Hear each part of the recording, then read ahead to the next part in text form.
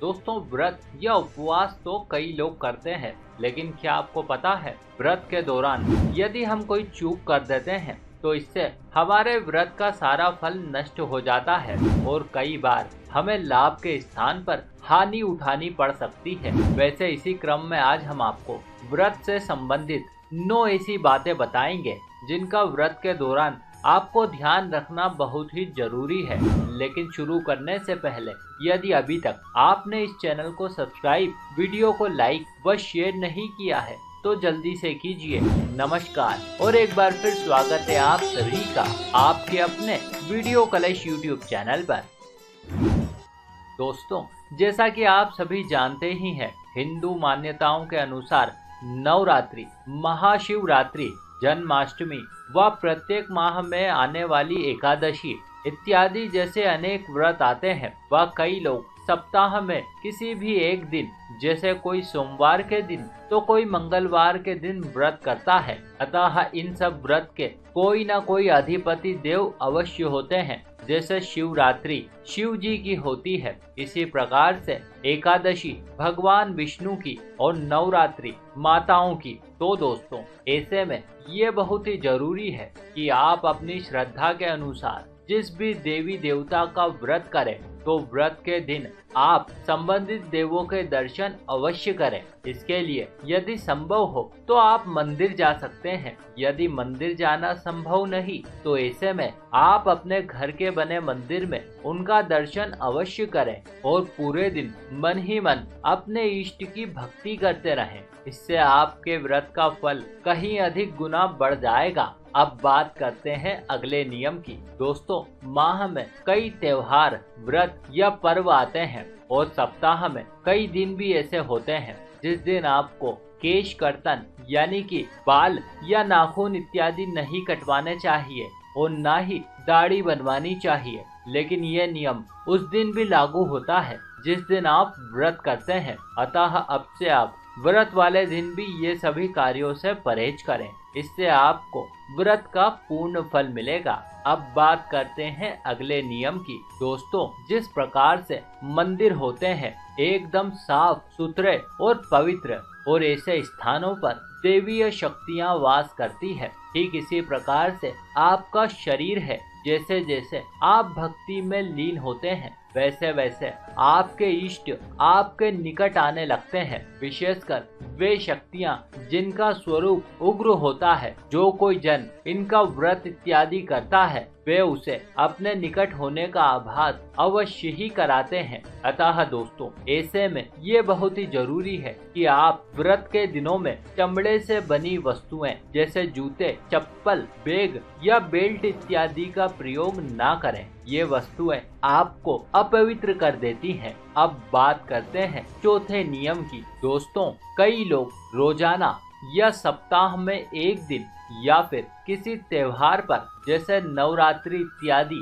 कुछ विशेष अवसरों पर पाठ, चालीसा या मंत्रोच्चारण करते हैं, जो कि बहुत ही अच्छा है। और जैसा कि अभी हमने आपको बताया था कि व्रत वाले दिन आपको ऐसा अवश्य ही करना चाहिए। किंतु पाठ, चालीसा या मंत्रोच्चारण करते समय कई बार लोग बीच में से ही उठ जाते हैं या एक दूसरे से बातचीत करने लगते हैं। हो सकता है कि आपको ये बात सामान्य लगे, लेकिन आपको बता दें कि आपकी ये आदत बहुत ही गलत है, क्योंकि जब आप ऐसा करते हैं तो इससे आसपास मौजूद नकारात्मक शक्तियां आपकी भक्ति का प्रतिफल बीच में ही ग्रहण कर लेती है। फलस्वरूप आपको इसका कोई लाभ नहीं होता और कई बार हानि हो जाती है। इसीलिए आप ऐसी गलती भूल कर भी ना करें। अब बात करते हैं 5वें नियम की। दोस्तों, बहुत से लोग ये समझते हैं कि हम वस्त्र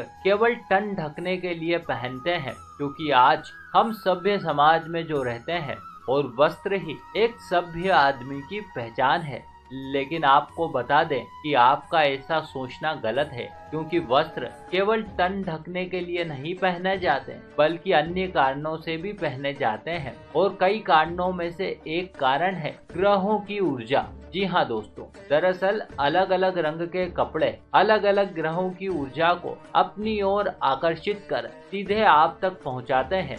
जिससे कि आपके शरीर पर सकारात्मक प्रभाव पड़ता है। क्या आपने कभी विचार किया है छाते का रंग हमेशा काला ही क्यों होता है, सफेद क्यों नहीं? बात सीधी है दोस्तों। काला रंग सूरज की ऊर्जा यानी कि धूप को अपनी ओर ज्यादा वेग के साथ आकर्षित करता है। फलस्वरूप सारी गर्मी छाते में समा जाती है, जिससे कि आप तक ज्यादा से ज्यादा शीतलता पहुंचती है। ठीक इसी प्रकार से दोस्तों सभी नवग्रहों की शक्तियां होती है जो आप पर सकारात्मक या नकारात्मक प्रभाव डालती है। वैसे किस दिन आपको कौन से रंग के कपड़े पहनने चाहिए, इस विषय पर हमने एक विस्तृत वीडियो बनाया है। अतः इस संबंध में ज्यादा जानकारी के लिए आप उस वीडियो को जरूर देखिए। लेकिन अभी के लिए आप ये मानकर चलिए कि व्रत वाले दिन आपको गंदे, मैले कुचेले, बगैर धुले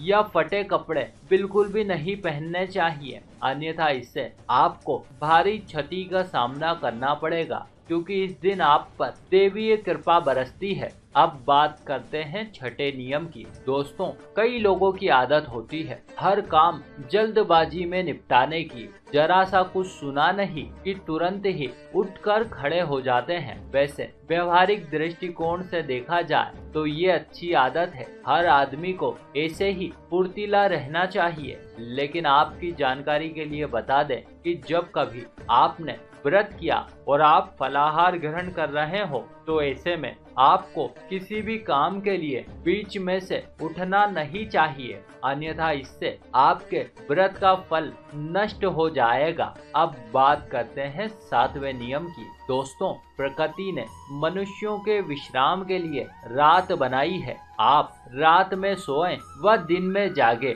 यही प्रकृति का नियम है। लेकिन आज का मनुष्य देर रात तक जागता रहता है और फिर सुबह देर तक सोता रहता है, जो कि बहुत ही बुरी बात है। और तो और कई लोग दिन में भी सो जाते हैं। वैसे सबकी अपनी अपनी आदतें और स्वभाव है। इस संबंध में हम ज्यादा कुछ नहीं कह सकते, लेकिन हाँ आपको इतना जरूर कहेंगे कि शास्त्रगत मान्यताओं के अनुसार जिस दिन आप व्रत करते हैं उस दिन आपको दिन में सोना नहीं चाहिए, इससे आपके व्रत का फल कम हो जाता है। अब बात करते हैं आठवें नियम की। दोस्तों व्रत के दिन हम में से ज्यादातर लोग दोपहर के समय फलाहार करते हैं और शाम या रात को भोजन करके व्रत का पारण कर लेते हैं, यानी कि व्रत खोल लेते हैं। लेकिन नवरात्रि इत्यादि कुछ ऐसे व्रत है जिनमें आपको अन्न व नमक का सेवन नहीं करना चाहिए। इससे आपका व्रत और भी अधिक फलदायी हो जाता है। अब बात करते हैं 9वें नियम की। दोस्तों कहने को तो नींबू काटना बड़ी ही साधारण सी बात है, लेकिन क्या आपको पता है नींबू काटना बलि चढ़ाने के समान है। जी हाँ दोस्तों, बलि के समान। जैसा कि आप सभी जानते ही हैं कि कई लोग उग्र शक्तियों की साधना करते हैं, जिसमें वे देवी देवताओं को बलि चढ़ाकर प्रसन्न करते हैं और बलि कई प्राणियों की चढ़ाई जाती है। लेकिन वे लोग जो जीव हत्या नहीं करते, कई बार वे भी बलि चढ़ाते हैं, लेकिन इसके लिए वे पशुओं के स्थान पर नींबू या भूरे कद्दू इत्यादि जैसे फलों का प्रयोग करते हैं। इसी वजह से हम आपको ये कहना चाहेंगे कि व्रत के दिन आप नींबू बिल्कुल भी ना काटें, अन्यथा इससे आपका पुण्य फल समाप्त हो जाएगा। तो दोस्तों ये थी जानकारी व्रत से संबंधित 9 नियमों की। अब इनका पालन करना या ना करना आप पर निर्भर करता है। इसी के साथ हमारी ये जानकारी भी यहीं समाप्त हुई। आशा करते हैं आपको हमारा प्रस्तुतिकरण व प्रयास जरूर अच्छा लगा होगा। आपने हमें इतने प्रेम से सुना, इस सब के लिए आपका बहुत बहुत आभार। हम जल्द ही मिलेंगे आपसे अगले वीडियो में। तब तक के लिए नमस्कार।